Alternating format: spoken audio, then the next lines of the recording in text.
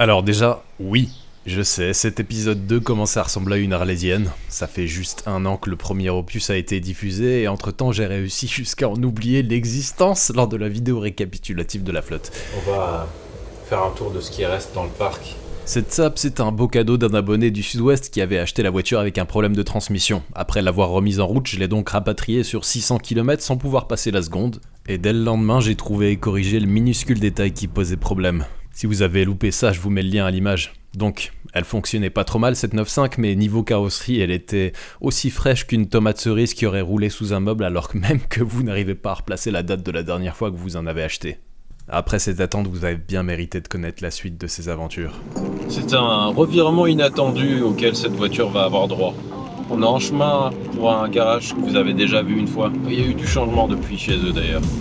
Dans quelques temps, on redécouvrira cette Saab 9.5 et à mon avis, je vais commencer à avoir des scrupules à la garer n'importe où et à la rayer contre les arbres. Ça, c'est le bruit des bons croissants chauds du matin. Ah bah ça tombe bien, tiens. Il est là. Ça va bien? Ça va et toi? Ouais. La forme? Ouais, je porte à manger. Comme je voulais pas passer de nouveau pour un énorme glandeur, j'ai choisi d'aider un peu au démontage. Je pense que vous savez pourquoi la voiture est là.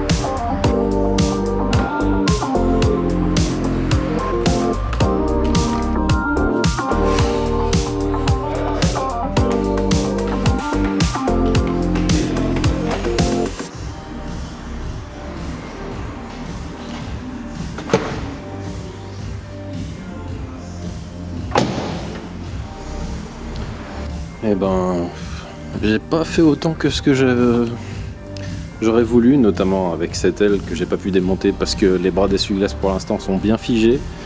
Et il reste plus qu'une vis située sous la bête pare-brise là. Il reste encore du boulot. Bon, c'est toujours ça de gagner, on va dire. Il restera tout ce qui est baguettes, joints, etc., les entourages de vitrage. Même si derrière, je trouve qu'il y en a quasiment plus. Et moi j'ai 2-3 pièces à chercher, l'antenne arrière, bien défoncée, il mérite de prendre sa retraite. La buse de capot manquante. C'est bien un peu bizarre, c'est comme avoir un 3e téton au milieu. Bref. Voilà. Le reste, je le suivrai comme vous, un peu à distance. Et puis j'aurai bientôt la surprise du résultat final. Et je pense que ça va être au-dessus de mes espérances parce que cette couleur est quand même bien sympa, mais dans cet état, forcément, on aura bientôt un nouveau regard à poser sur cette Saab 9.5. Est-elle si laide que ça, ou si quelconque? C'est ce qu'on redécouvrira bientôt. Bon, je vous ai vachement avancé le chantier là, vous avez gagné au moins, je sais pas, 18 heures de main d'œuvre, facile. 18 heures peut-être pas, mais là on est plutôt pas mal. Franchement, on va commencer un beau projet, celle-là, pas trop. Elle te fait un peu moins peur que la série 7 là. La série 7, c'est Ça a été comme prévu, ça a été un petit calvaire quand même. un calvaire. Un calvaire. Ça a bien ressorti, franchement, mais c'était un calvaire. On va voir ce que tes abonnés vont en penser là. Qu'est-ce que tu vois comme étant le plus pénible là dans le lot des trucs à faire? Déjà, on va voir s'il n'y a pas de surprise. Déjà, la première chose. Non, il n'y a pas de surprise. Il n'y a jamais de surprise avec moi. C'est bien connu. C'est pas très vrai du coup. Qu'est-ce qui va être le pire? Franchement, je pense qu'il va bien se passer ce projet. Ça va être juste chiant de poncer quoi. C'est ça. Comme toujours. C'est ça. Ah, les grosses, les 9.5, c'est pas petit, mais ouais. Ouais, c'est vrai qu'elle prend de la place. Bon écoute, je vous laisse bosser et j'espère que je vous aurai pas laissé trop de bordel par ici. Un petit peu quand même. Un petit peu, mais on ne conclut pas et c'est parti. Ça marche. Bah, merci beaucoup Julien et puis on se retrouve dans quelques semaines. On se revoit après. Ciao. Ciao. Tous mes respects pour le boulot effectué. Les images permettent de réaliser que la voiture n'était pas seulement abîmée, mais aussi mal réparée. J'espère que ce petit montage leur rend au moins partiellement justice.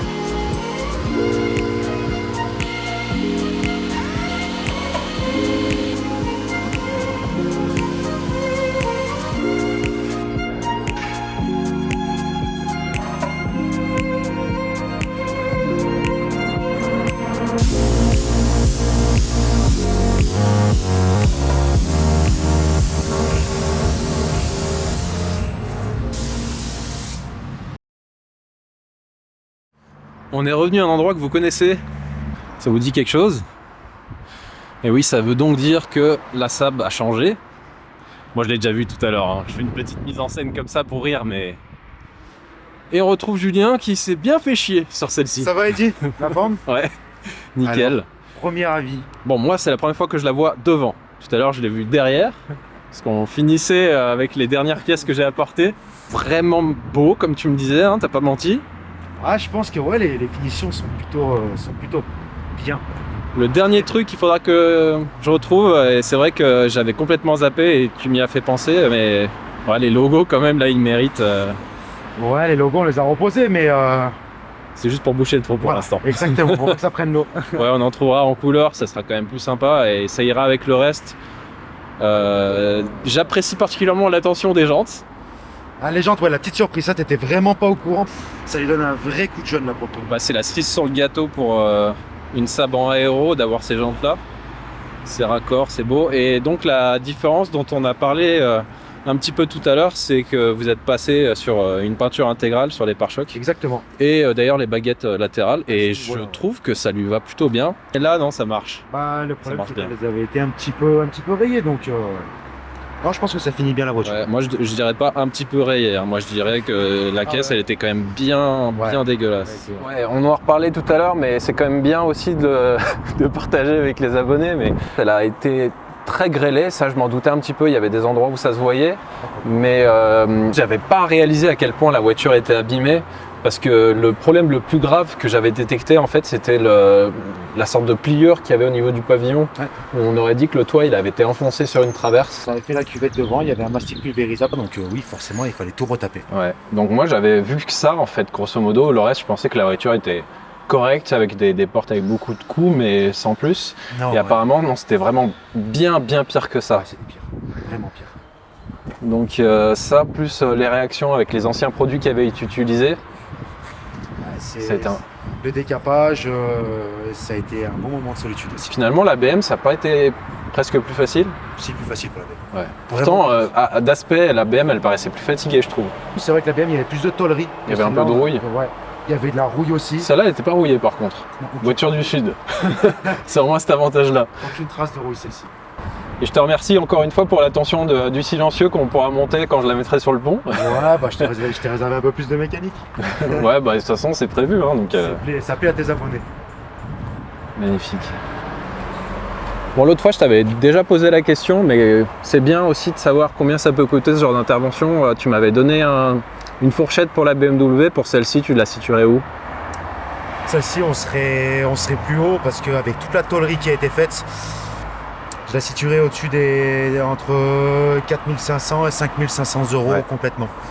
Vraiment. Autant dire que c'est une des seules 9.5 qui a eu droit au traitement, je pense. Je pense que c'est la plus belle qui est sur le marché aujourd'hui. Il y a moyen. À ma responsabilité ensuite de continuer sur cette lancée parce qu'il y a du travail. Bah, moi, je vais surtout essayer de faire en sorte qu'elle fonctionne mécaniquement. Non, ça a été vraiment un plaisir pour le projet, ouais, vraiment cool. Bah, je suis content en tout cas. Écoute, j'espère que tu auras encore du monde qui viendra te voir de ma part. Je crois que c'est le cas de temps en temps, c'est cool déjà. Alors c'est le cas de temps en temps, des abonnés, franchement la première vidéo, elle a été, on a regardé les commentaires, franchement ça a été incroyable. Déjà on remercie toutes les personnes qui sont venues nous déposer des avis 5 sur 5 sur le garage, c'est vraiment cool. A priori, tu feras une vidéo aussi plus détaillée sur vos interventions. Ouais, tu m'as filé quelques images, donc bah voilà, j'ai montré en quoi ça a consisté grosso modo, mais si vous voulez voir plus précisément le travail effectué sur la voiture, je vous mets le lien en description et je vous l'affiche ici à l'écran. Merci beaucoup Julien. Eh ben merci à toi. T'as sauvé une Saab 9.5.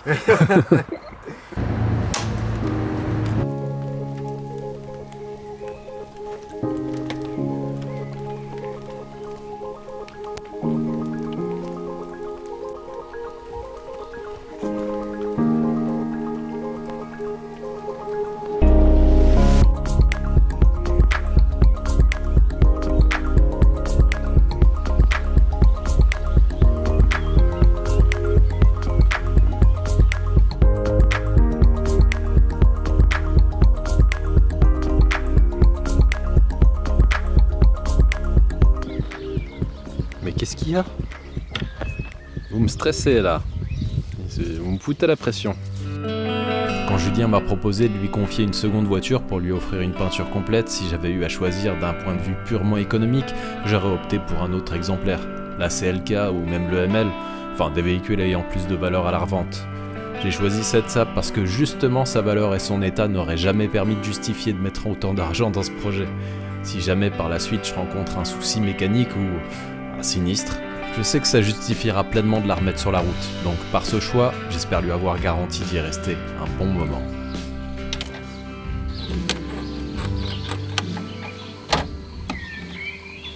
Maintenant qu'elle est extérieurement dans un état quasi sorti de concession, à moi de m'assurer qu'elle puisse être au top niveau mécanique. On avait un défaut mineur lié au circuit de suralimentation. J'ai donc remplacé quelques pièces comme la dump valve et une vanne de répartition. Et d'autres trucs dont je me souviens pas, je dois admettre. Mais l'urgence avant de rouler davantage, c'était de s'attaquer à un problème assez connu sur cette génération de moteurs. C'est simple, mais ça peut se finir façon hachis parmentier, sans parmentier. La crépine de la pompe à huile se compose d'un tamis trop restrictif et il arrive fatalement à un moment, à partir duquel, à cause de petits débris ou simplement de résidus d'huile brûlée, la pression dans le circuit commence à baisser. Évidemment, au bout de quelques temps, les coussinets, puis les bielles et le vilebrequin n'apprécient pas la blague. On va donc vérifier et nettoyer cette crépine. Et puis quel que soit l'état des coussinets, on va les remplacer puisque j'ai eu la chance de faire connaissance avec quelques membres de la communauté Saab dont l'activité est inversement proportionnelle à celle de la marque. Donc déjà ils ont pas été avares en conseil, ni en pièces, puisque un certain Max m'a envoyé un colis avec de précieuses pièces à l'intérieur. Évidemment, maintenant que je suis équipé d'un AFAS P70, non c'est pas un flingue, je vais éviter de tenter l'opération en rampant. Mais vous allez voir qu'avec ce type de pont, on peut pas se contenter de monter la voiture en regardant le chasse lécher le fondement. Déjà, il faut positionner le pont en prenant en compte la répartition des masses de la voiture. Sur celle-ci, on va l'avancer vers l'avant au maximum. Ensuite, il faut compenser le déséquilibre dû à ma dalle en pente. Mais aussi simplement corriger la flexion du pont du fait que la voiture est bien plus lourde de l'avant. Pour ça, il faut donc soulever l'avant gauche à l'avance. Ensuite, on peut y aller en surveillant très attentivement comment ça se comporte. Même quand tout est bien ajusté, vous avez les genoux qui tremblent. Mais une fois qu'on est dessous, en se prenant de belles giclées d'huile chaude, on n'y pense plus.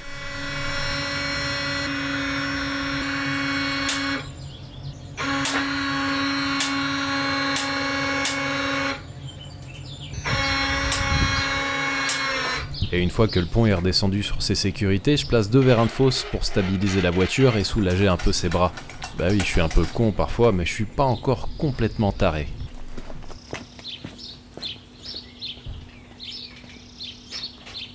Ouais, un peu con parce qu'avant de lever la voiture, j'ai oublié d'ouvrir le capot, de déposer les bobines, de desserrer les bougies, puis simplement d'ouvrir le coffre et de prendre le carton et les pièces dont je vais avoir besoin. Mais pour satisfaire mon amour propre, on n'a qu'à dire que je deviens un peu sénile. Non ? Ça va être sacrément plus facile sans ça. Et en plus, j'ai vu qu'il y a une vis qui est cassée là, sur les deux. Ici, j'ai de la chance, toutes les vis du turbo et la sonde lambda, aucun problème. Ça a l'air de venir sans trop de mal. Il me reste encore une vis au niveau du turbo à débloquer. Ouais, en fait, je trouve que c'est même pas serré, quoi. Ça fout bien les jetons ce pont, mais il faut admettre que pour bosser par contre, une fois qu'on a oublié ça, qu'on a une tonne 6 en équilibre sur un truc pas très stable, ouais, c'est quand même vraiment confortable.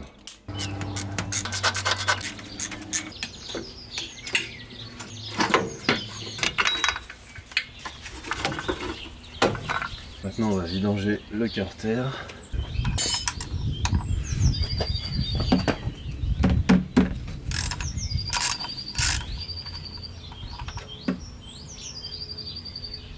Pas du beau boulot ça. Il reste plus qu'à espérer qu'il y ait moins de 5 litres dans le carter, mais bon.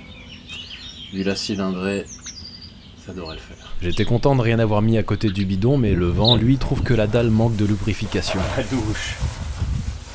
Quelle merde.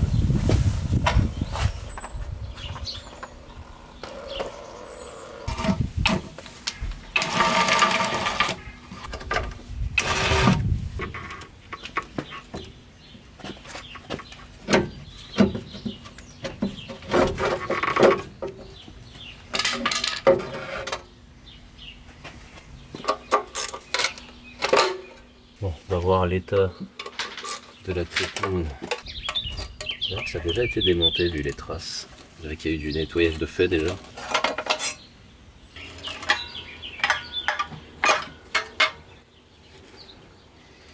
Ouais, un peu sale.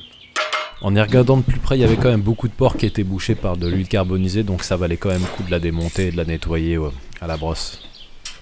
Je suis ravi de vous dire que la Subaru a trouvé une seconde utilité, puisque la douille que j'avais dû acheter juste pour défaire les vis de culasse, c'est la taille qu'il faut pour les bielles. Ça va être le plus compliqué, les chapeaux de vilebrequin.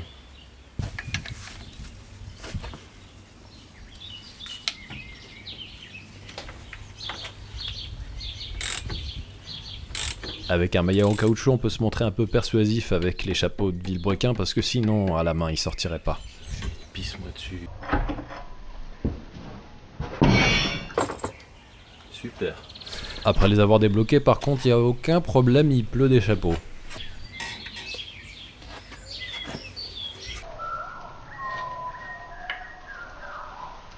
Et il pleut aussi des coussinets.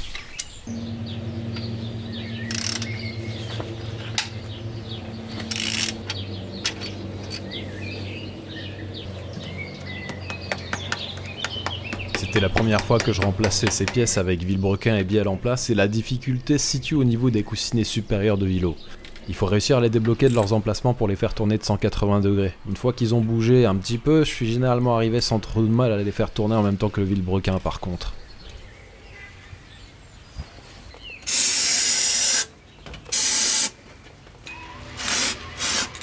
Il me restait un peu de lubrifiant d'assemblage en spray que Racing Lube m'avait envoyé pour le moteur de l'Alpha. Pour la remise en place, c'est quand même plus facile. D'ailleurs, parfois, je suis arrivé à les installer sans faire tourner le moteur.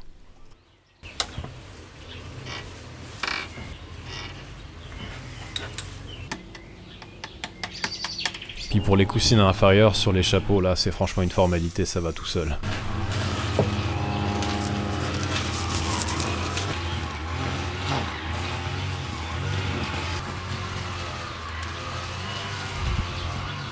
Sur les bielles, j'ai pas perdu trop de temps, je suis arrivé à faire descendre les pistons sans forcer, et dans cette position, ça va tout seul.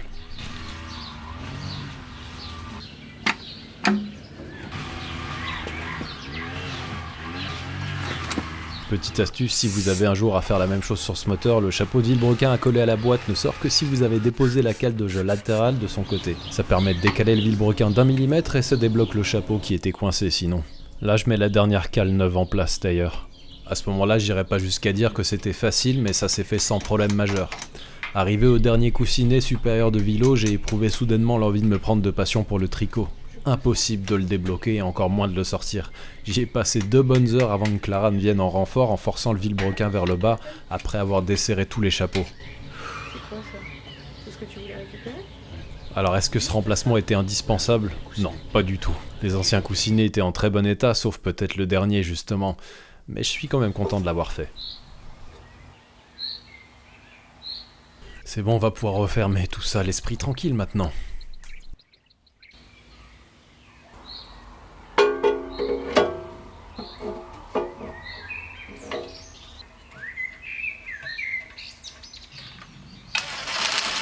Ce fut quand même une longue journée. Explosé.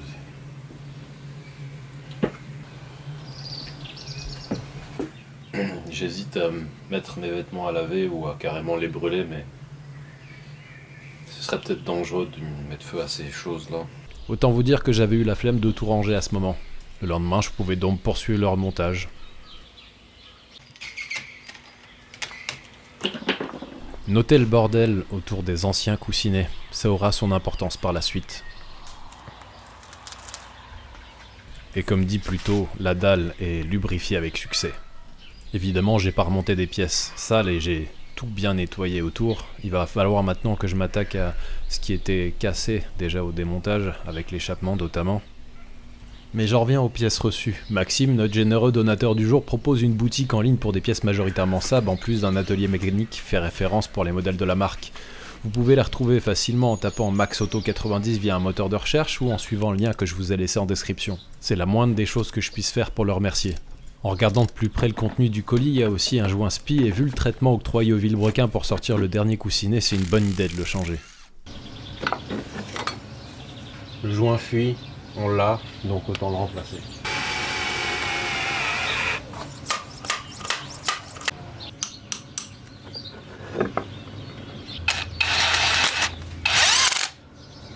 Je viens de remarquer un truc amusant. Quand ils ont remonté la boîte, manifestement, il y avait un pion qui n'était pas bien enquillé. Et ouais, voilà, j'ai rajouté la vis et l'écrou qui sont là. Bizarrement, ça n'a pas fait d'histoire, hein. Vraiment très facile à remettre en place. Je sais pas pourquoi c'était tordu, ni pourquoi il manquait une vis, mais voilà, c'est fait. Autre pièce découverte dans le colis, un kit PCV dans une version 2.0, puisqu'il corrige un problème de conception qui provoquait une surpression dans le circuit et qui favorisait donc les fuites. Ah, cette durette-là à l'arrière du moteur, elle est morte, de chez morte. Et moi, j'aime pas trop les fuites. Allez, on peut resserrer le berceau que j'avais descendu pour gagner un peu de place.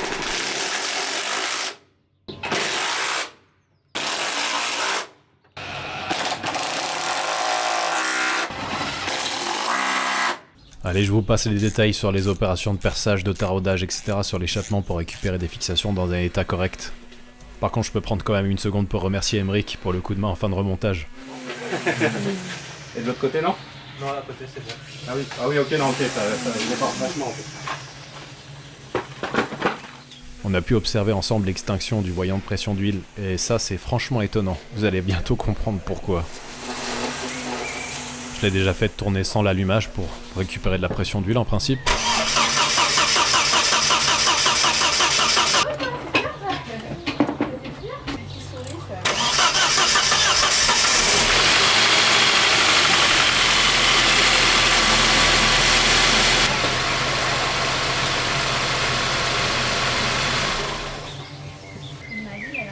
Et là, je voudrais bien vous dire, RAS, gros succès les amis, je suis vraiment un bon mécano. Mais non. J'ai rangé tous mes outils et voilà, j'ai trouvé ça. J'ai compté le nombre de sachets. J'en ai ouvert 9. J'ai 10 coussinets pour les paliers de vélo. Et donc j'ai oublié d'en monter un. Je sais pas comment j'ai fait ça. Enfin si, j'étais complètement mort hier. Et donc là, il doit y avoir un chapeau sans coussinet, je pense.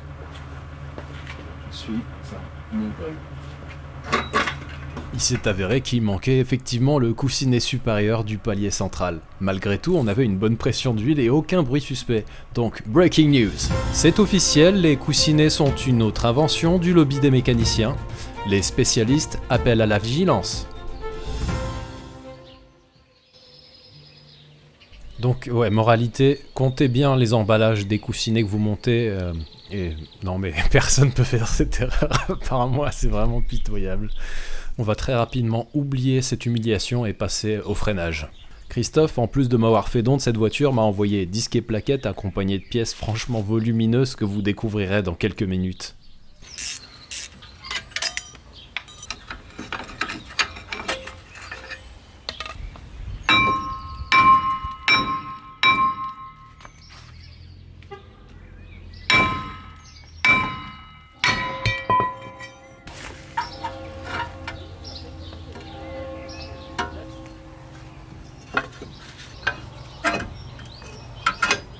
Et il n'y avait pas que ça dont il était largement le temps de s'occuper. La pédale a toujours eu une course anormalement longue, signe qu'il y avait probablement de l'humidité dans le circuit.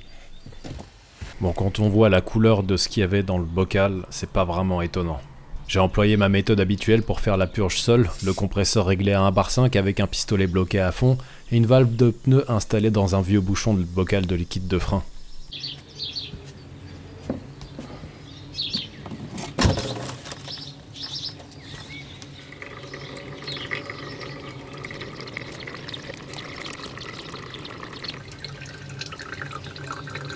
C'était fabuleux ensuite de déboucher la vis de purge à l'avant gauche.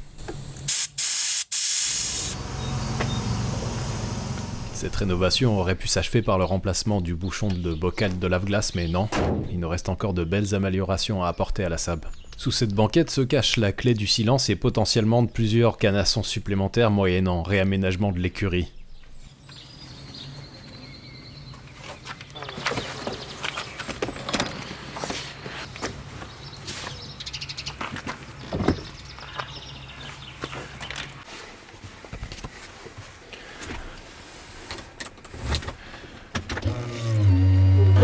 Je l'ai toujours trouvée extrêmement bruyante, signe que potentiellement elle va pas faire long feu.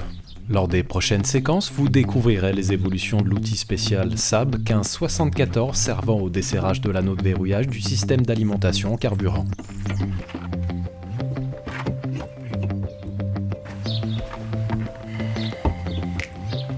Quelle grosse merde!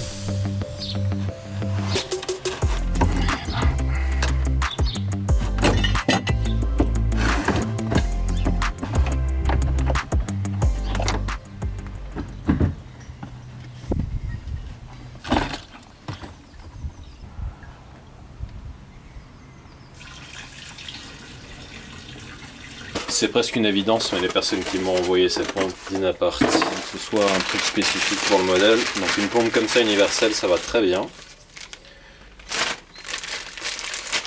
Il y aura peut-être une ou deux subtilités au montage, encore, ça dépend des fois. On va voir ce que ça donne. Ça c'est plutôt rare. Made in USA.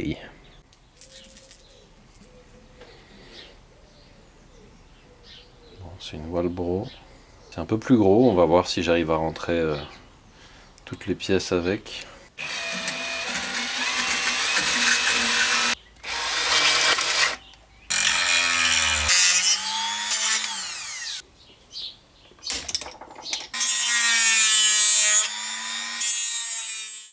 Oh.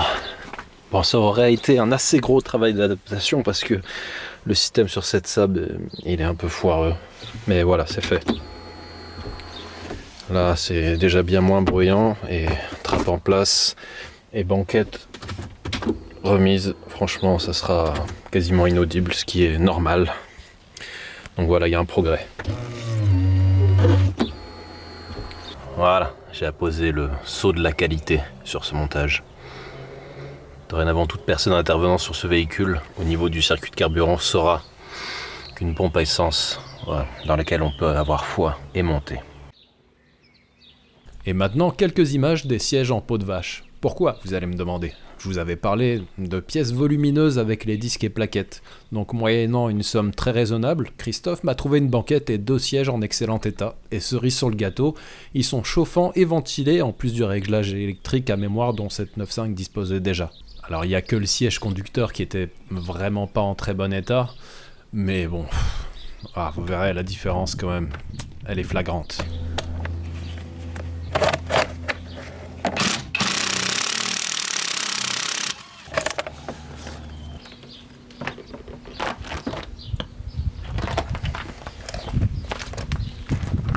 Évidemment, comme c'est un siège ventilé, il est perforé. En termes de style, j'aime bien, je dois dire. Mais voilà, niveau aspect, même avec le siège passager qui était plutôt en bon état, il est nettement mieux.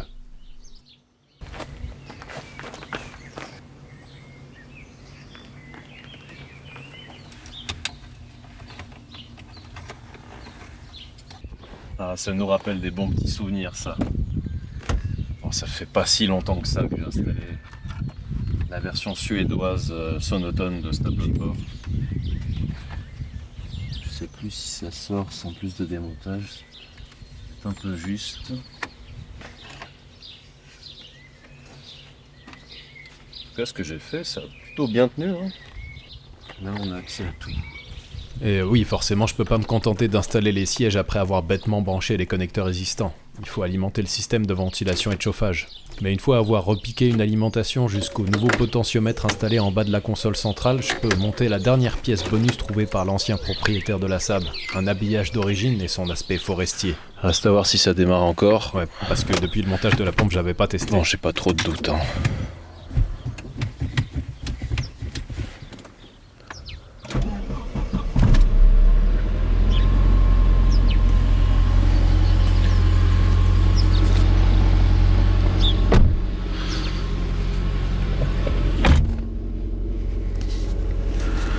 Silence total.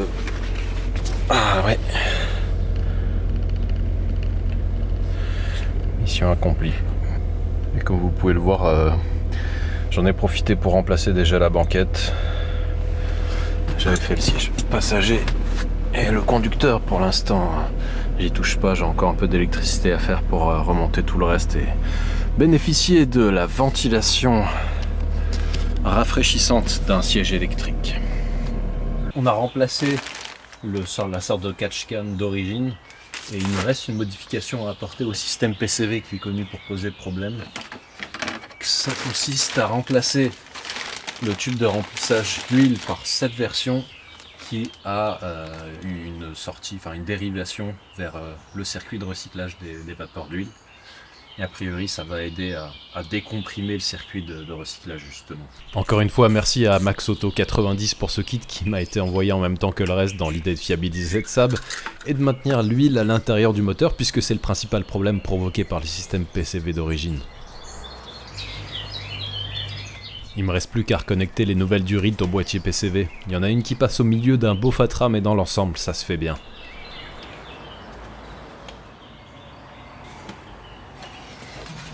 Ah bah tiens, j'avais pas vu ce petit bout de canalisation rigide là qu'il faudrait étanchéifier.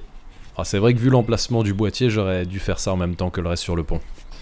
Vous allez sans doute pas me croire, mais comme tout un chacun, je venais inspecter l'état de l'emplacement là où est censé se trouver le calculateur et je me suis rendu compte qu'il avait disparu. Il est plus là. Et donc sur cette incroyable révélation, cet épisode 2 attendu pendant plus d'1 an prend fin. Je vous dis donc à la prochaine probablement avec celle-ci. Ciao.